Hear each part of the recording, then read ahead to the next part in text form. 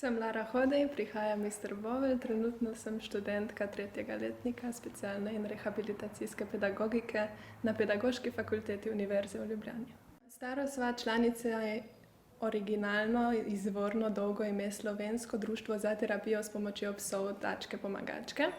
Skrajšano samo Tačke pomagačke, to je društvo, ki kot izhaja iz imena se ukvarja s terapijo s pomočjo psov.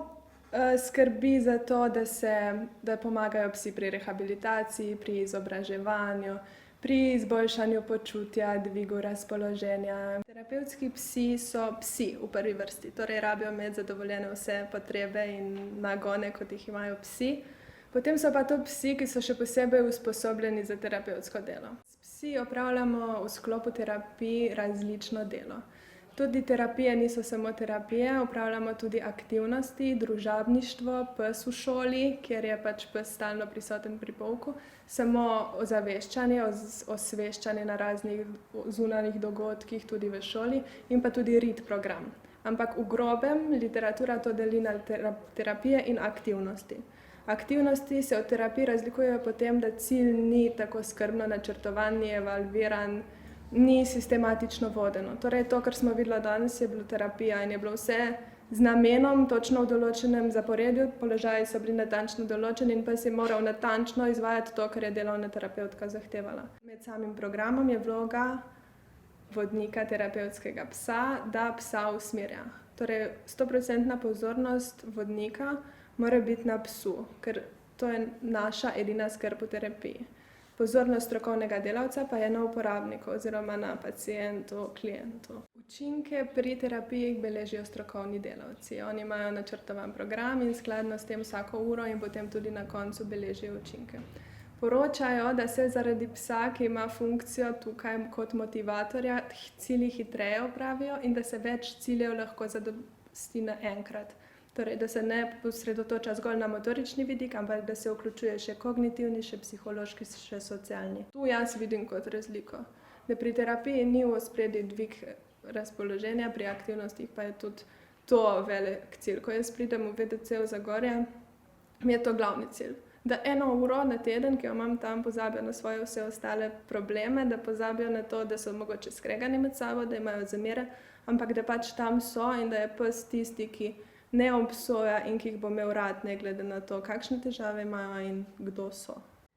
Jaz bom tako rekla, da Tara, kot sem že omenila, je gladkodlaka prinašalka in prinašalci so bili vzrejeni za to, da prinašajo. In midve s Taro delava tudi to. In Tara si je izbrala prinašanje, jaz pa sem si izbrala terapije. Torej, jaz hodim s Taro na prinašanje, kjer ona uživa, kjer zadovoljuje svoje nagone, za katere so bili psi ustvarjeni.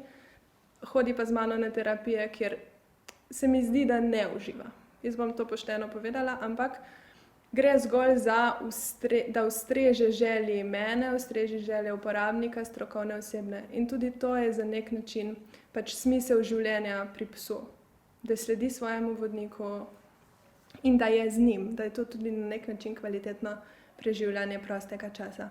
Vendar je pa to, ki pri psih potrebno spremljati miritvene signale.